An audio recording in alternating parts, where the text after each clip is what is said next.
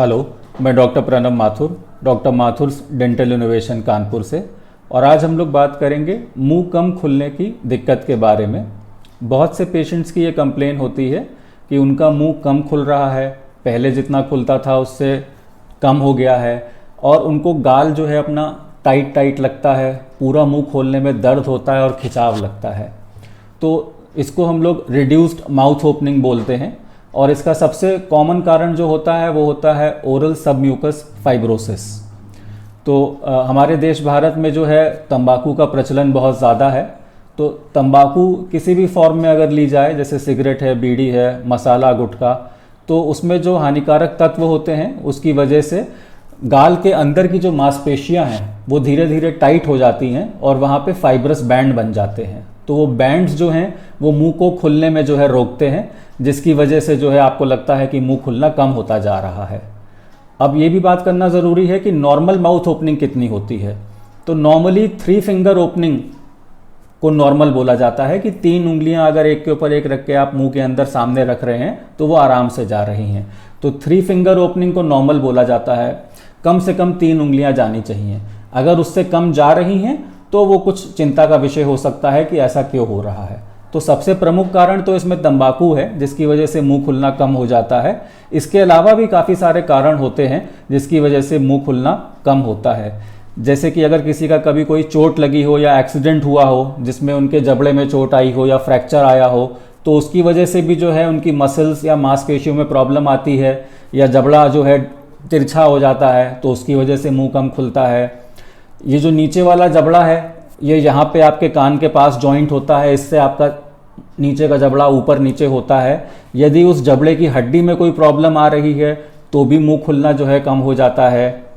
कुछ लोगों के दांत जो है घिस जाते हैं, तो जब दांत घिस जाते हैं तो ये ऊपर नीचे के जबड़े आपस में प्रॉपरली बैठ नहीं पाते हैं, और अगर पेशेंट उसको बंद करने की कोशिश करता है तो उनको यहाँ दर्द होता है, जिसकी वजह से पेशेंट मुंह कम खोलते हैं। तो ऐसे काफ़ी सारे कारण होते हैं जिसकी वजह से मुंह कम खुलता है।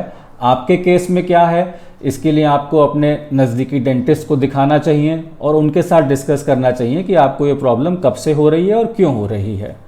किसी किसी केसेस में ये हेरिडिटी भी होता है कि पेरेंट्स के भी जो है मुंह कम खुलते थे, जबड़े में उनके प्रॉब्लम थी, तो उनके बच्चों में भी ये प्रॉब्लम देखी गई है।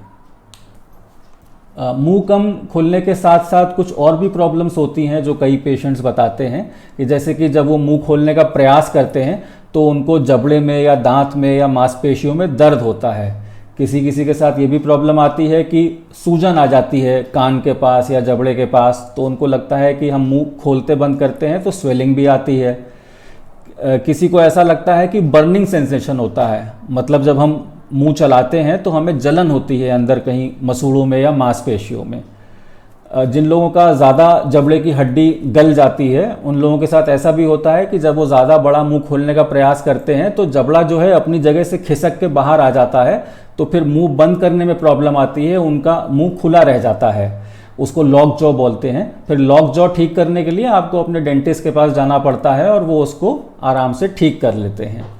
तो अब इसका ट्रीटमेंट या मैनेजमेंट समझने से पहले कुछ बातें जानना ज़रूरी हैं जो हम लोग नॉर्मली पेशेंट से पूछते हैं कि ये आपको दिक्कत कब से हो रही है, कितने टाइम से हो रही है, ये दिक्कत जो है उतनी ही बनी हुई है या समय के साथ घटती है या बढ़ती है, या कोई ऐसी चीज़ जिससे आपको लगता है कि ये बढ़ जाती है एकदम से। जैसे बहुत से पेशेंट्स बताते हैं कि हम कुछ गर्म खाते हैं तो उससे हमको दिक्कत बढ़ जाती है, कुछ बताएंगे कि ठंडा खाने से दिक्कत बढ़ जाती है।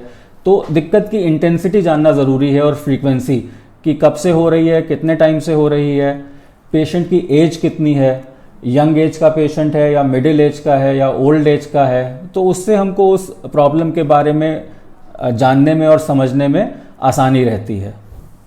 सबसे पहले तो पेशेंट से यही पूछा जाता है कि आपकी कोई हैबिट तो नहीं है, मतलब तंबाकू, मसाला, सिगरेट, और जो है इसके अलावा आपको कोई और मेडिकल प्रॉब्लम तो नहीं है, आपको डायबिटीज़ है, ब्लड प्रेशर है या जो भी प्रॉब्लम है, ताकि हम उसको भी साथ में रिलेट कर पाएँ।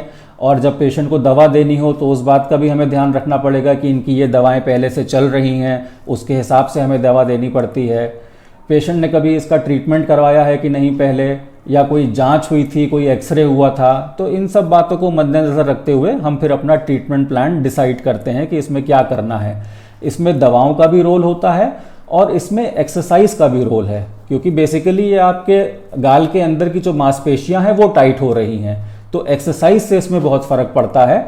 तो हम लोग उन एक्सरसाइजेस के बारे में भी डिस्कशन करेंगे कि हम घर पे अपने लेवल पे क्या क्या कर सकते हैं। तो हम लोग अब कुछ एक्सरसाइजेस के बारे में बात करते हैं कि जिनको करने से आपका मुंह धीरे धीरे ढीला पड़ने लगता है और वापस से खुलने लगता है। हालांकि ऐसा नहीं है कि सिर्फ एक्सरसाइज करेंगे तो सब कुछ ठीक हो जाएगा, ये इस पर डिपेंड करता है कि किस लेवल का या किस स्टेज की आपकी प्रॉब्लम है, कितना कम मुंह खुल रहा है, कितने टाइम से प्रॉब्लम है। हाँ, लेकिन एक्सरसाइजेज से फ़र्क पड़ता है। तो पहले तो आपको सबसे पहले डेंटिस्ट को ही दिखाना चाहिए ताकि वो आपको पूरा ट्रीटमेंट समझाएं, एक्सरसाइजेस बताएं कि आपके केस में कौन सी बेहतर रहेगी, कुछ मेडिसिन इसकी शुरू करें। अगर आपको कोई हैबिट है तंबाकू की या मसाले की तो उसको बंद करें। तो हम लोग एक्सरसाइजेस की बात करते हैं।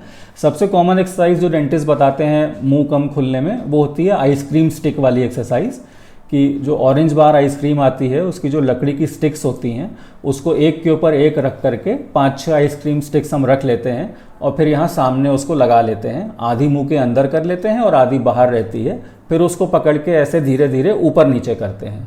तो ऐसा करने से जो है ऊपर नीचे जो है आपका मुंह ढीला पड़ता है और आपको उसमें रिलीफ मिलता है। तो उसको पूरा नोट किया जाता है कि आज हमने यहाँ पे 6 स्टिक्स लगाई और उसको किया। 2-3 दिन आप 6 स्टिक्स पे करिए, फिर 2-3 दिन के बाद आप उसमें 1 बढ़ा लीजिए, 7 कर लीजिए, फिर अगले 2-4 दिन 7 पे करिए। तो ऐसे ग्रेजुअली उसको हम धीरे धीरे बढ़ाते हैं।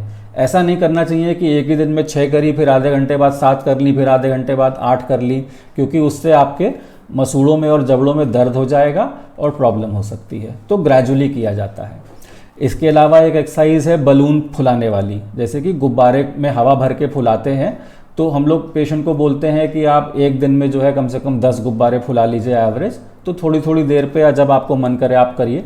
तो गुब्बारे में फूंक मारने से आपके गाल पे और उसकी मांसपेशियों पे जोर आता है, जिससे कि उनकी इलास्टिसिटी बढ़ती है, मतलब उनमें लचीलापन आ जाता है। तो उससे बहुत आराम मिलता है और बहुत सिंपल एक्सरसाइज है। इसी तरह एक और सिंपल एक्सरसाइज है मुंह में पानी भर के रोकना। जैसे आपने ग्लास में पानी लिया और मुंह में उसको ले लिया और उसको रोक लिया। अब उसको 30 सेकंड या 1 मिनट आप होल्ड करिए, जितनी देर आप आसानी से होल्ड कर पाएँ। तो आप ऐसे भर के पानी होल्ड करेंगे तो ये आपकी जो गाल की मांसपेशियां हैं इन पे जो है एक्सरसाइज होगी, इनमें इलास्टिसिटी आएगी और आपकी कंडीशन में आपको आराम मिलेगा। ऐसे ही बहुत से घरों में पूजा में शंख रखा जाता है, तो आप शंख को भी बजाने की एक्सरसाइज कर सकते हैं, क्योंकि शंख आसानी से बजता नहीं है, उसमें काफ़ी प्रेशर लगाना पड़ता है। तो आप शंख बजाने का प्रयास करें। शंख आप बजाएंगे तो उससे भी आपके गाल की जो मांसपेशियां हैं वो ढीली पड़ेंगी। इसके अलावा 3-4 चीज़ें और हैं। एक तो हमारा जो ये नीचे वाला जबड़ा है, इसको हम पेशेंट को बोलते हैं कि बार बार खोले बंद करें। जब पेशेंट ऐसा करता है तो यहाँ की मसल्स सब एक्टिवेट होती हैं और जितना उनका मूवमेंट होगा, जितना उन पर प्रेशर पड़ेगा, उतना वो ढीली पड़ेंगी। तो नीचे वाला जबड़ा ऊपर नीचे किया जाता है और नीचे वाले जबड़े को दाएं बाएं हिलाने के लिए बोलते हैं, लेफ्ट राइट। जबड़े को लेफ्ट राइट चलाएं। तो दिन में 2 बार 3 बार जब आपको समय मिले, 5 मिनट 10 मिनट के लिए इस एक्सरसाइज को करिए। ये बहुत सिंपल है, आप कहीं भी बैठ को इसको कर सकते हैं। इसके साथ में मसाज करने को भी बोलते हैं कि आप अपनी उंगली पे कोई भी एक ऑयल लगा लीजिए, जैसे कि नॉर्मल सरसों का तेल सब घरों में होता है, तो 2 बूंद सरसों का तेल उंगली पे लगा लिया या ओलिव ऑयल लगा लिया और उससे मुंह के अंदर गाल की मांसपेशियों की मसाज करी। तो 5 मिनट 10 मिनट आपने सब तरफ मसाज किया। दिन में 2 बार 3 बार जब मौका लगे उसको मसाज करिए। मसाज करने से मांसपेशियों की जो है ब्लड सप्लाई इंप्रूव होती है। जितना उनको खून मिलेगा, जितनी ब्लड सप्लाई अच्छी होगी, उतनी वो हेल्दी होती जाएंगी। इसके साथ में सबसे कॉमन एक चीज़ जो डेंटिस्ट बताते हैं वो ये है कि नमक पानी का कुल्ला करें। ये बहुत ही अच्छी चीज़ है और काफ़ी सारी प्रॉब्लम्स में नमक पानी के कुल्ले से आपको आराम मिलता है। इसमें आपको हल्का गुनगुना पानी लेना है और उसमें थोड़ा नमक डालना है, आधा चम्मच या 1 चम्मच, और उससे आपको कुल्ला करना है। दिन में 2 बार 3 बार आप कुल्ला कर सकते हैं। तो उसमें भी आपको मुंह ढीला पड़ता है और आराम मिलता है। तो ये सब जो एक्सरसाइज हमने डिस्कस करी, इसमें से आप कोई भी कर सकते हैं या 5-6 एक साथ कर सकते हैं, तो उससे आपको आराम मिलेगा। बट डेंटिस्ट को दिखाना बहुत ज़रूरी है। ये ना करें कि आप एक्सरसाइज ही करते रहें और किसी को दिखाएं ना कि इसी से ठीक हो जाएगा, क्योंकि कितने समय में ठीक होगा, कितना ठीक होगा, ये इस पे निर्भर करता है कि किस स्टेज की प्रॉब्लम है, कितने टाइम से प्रॉब्लम है, उसका कारण क्या है, और आपको कोई और प्रॉब्लम तो नहीं है, कोई और डिजीज़ तो नहीं है। तो ये सब बातें हैं। अगर इस टॉपिक के बारे में आपके मन में कोई भी सवाल हो तो कमेंट सेक्शन में लिख के आप हमसे पूछ सकते हैं।